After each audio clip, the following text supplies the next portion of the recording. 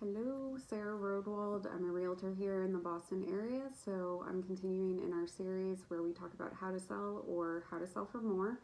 And we're on part four. So the last three series or parts of the series, we talked about staging versus not staging. We talked about valuation. We talked about condition. So make sure to go back and view those if you haven't yet. Those can be imperative, and I would typically go, like if I'm helping somebody sell, I would go in that order, so that way we can figure out how much, our budget is, so, to get things ready. If we have a budget, hopefully we do, and, get everything good to go. So today we're really going to talk about a timing and how to find an agent or how to decide on an agent.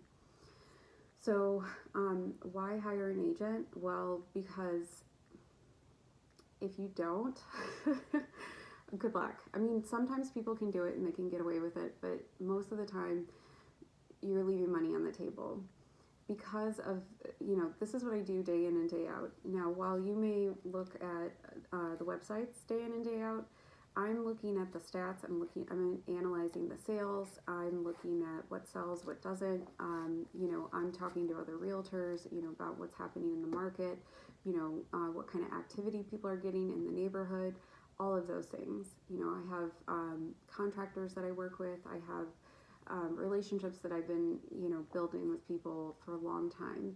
I have a reputation that, serves my clients and definitely can help, get a deal done for sure. So an agent can go a long way. There's a little bit of an analogy. If you were to buy a ring at like a pawn shop, or you were to buy a ring from Tiffany's, what would you expect to pay? Typically you're going to pay more at Tiffany's than you would at a pawn shop, and there's a reason for that, because lots of reasons. One, you can guarantee the quality. Two, obviously there's marketing that goes into it. It looks beautiful. There's just a lot of things that go into it. So the expectation that you pay more and get more for your value is going to be there if you have an agent really on your side and helping you get things ready and doing all the little tiny bits and pieces that drive people insane when they're trying to sell a home. So let me give you an example. So I had some clients that they originally rented in Somerville, and they realized they wanted to buy, and when we started looking, we really determined that probably for them, they're gonna, we wanted them to start looking in Malden. It was near T, it was up and coming area, especially the western side of Malden, the West End, and lots of parks, and the schools are good, daycare, that kind of thing.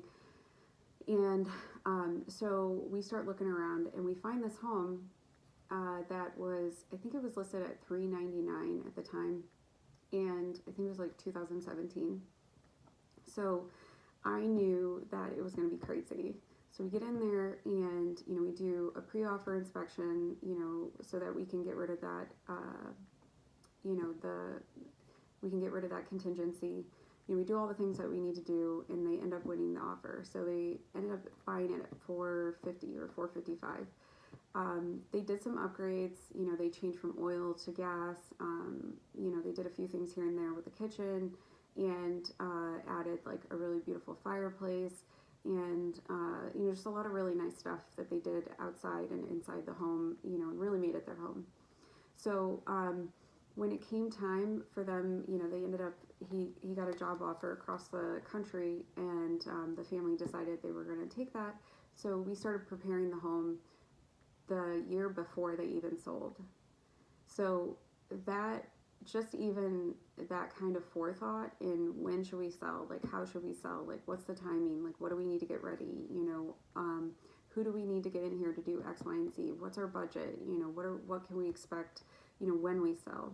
So we went on market in February of last year, and we ended up having literally 26 offers, and it I think we put it on for $585 and sold for $736, and that was in a week, and no contingencies. So needless to say, my sellers were ecstatic, and also they got everything they needed, and they were able to take whatever it was that they made and move that into their very expensive new market that they went on the other side of the country.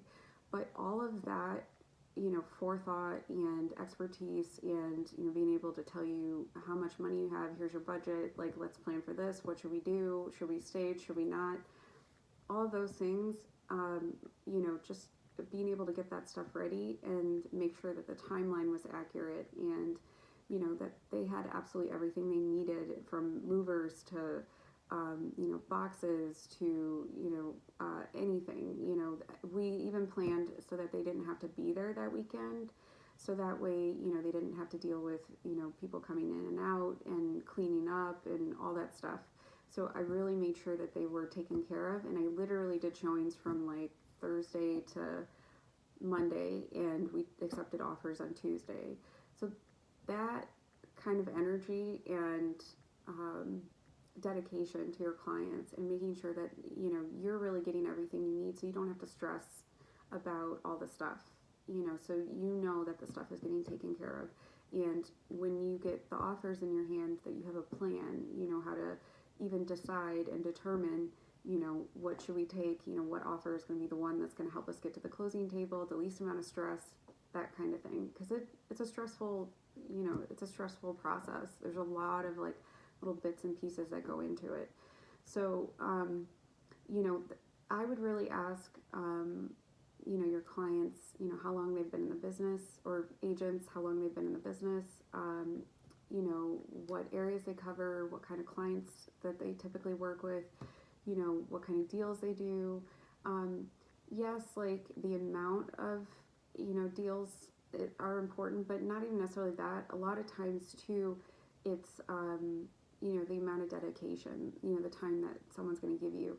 And sometimes agents that are super busy don't give you any time. You may talk to them once and then never see them again because their assistants do everything. And while that's not necessarily a bad way to go, it's just, it may not necessarily be what you need, depending on the situation. So whether it's a probate issue, so a lot of times that happens where maybe someone passes away and the kids live out of town, so you need to have somebody that really can take care of things while you're not there. And that it's getting taken care of, that you don't have to stress out, that it's all good to go. So that's something for sure, that you need to have somebody that can be there on the ground for you. Also, if you're dealing with maybe like a luxury property, maybe it's a second home, and there's a specific type of clientele that you need to get in there. Sometimes what happens is we might need to do showings off market, and someone that has those connections to people that are looking for those types of properties, looking for those kinds of opportunities.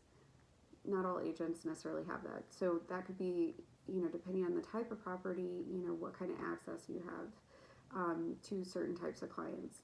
Also, I would say really understanding the neighborhood. A lot of times there's not enough supply for buyers, so understanding the type of buyer that typically is coming to look, and if they understand the neighborhood, if they understand the type of home that you have, those kinds of things, being able to get in the mind of a buyer so we can really prepare the house to sell for the most money is imperative. So having experience both as a seller's agent and a buyer's agent, in my opinion, has served my clients very well. So I would say those are some of the things. Obviously, commission is going to be a question. I mean, people are always going to ask, well, what do you charge? What I can say is, there's no flat rate. Obviously, it's not like, oh, this is what everybody charges. That would be antitrust violations, so that's not it. But it's what kind of service do you want, and oftentimes if you want great service, you pay for it, and not exorbitantly, but it makes sense that you would pay a reasonable amount for a reasonable service. So those kinds of things are imperative, and the reasons why, being able to, understand what that goes towards and then what that pays for. What kind of marketing are you going to do, and what's that going to look like? how much is that going to cost, those kinds of things. All of that, that goes into it. So if you want somebody to just put it on MLS, great, do that. Go with somebody that isn't going to, that is just going to put a lockbox on the home and let anybody go through there. So that's the kind of thing I would ask is, are you doing accompanied showings? How are you handling open houses? How are you handling multiple offers? Those kinds of things. Like, all of that is imperative. Because otherwise, you're going to end up in a situation where you're doing more work than you should be, and really, it's not your job. It's my job. So I hope that helps a little bit, in terms of how to decide. Plus, personally, one thing for me, I want to work with somebody that I like and I know that has my back. So that's something I always try, is to, if I'm not the right agent, of course, like, I'm going to find you the right person. And if I'm not in the right location for you, that's okay. I have, a huge network and can definitely find somebody that'll take care of you. So I think that's it for today. So if you have any questions about that and, how to kind of figure that out, happy to get into that a little bit more. Just reach out to me at Sarah Rodewald Realty and SarahRodewaldRealty.com. Like and subscribe, and I'll see you next time. Thanks.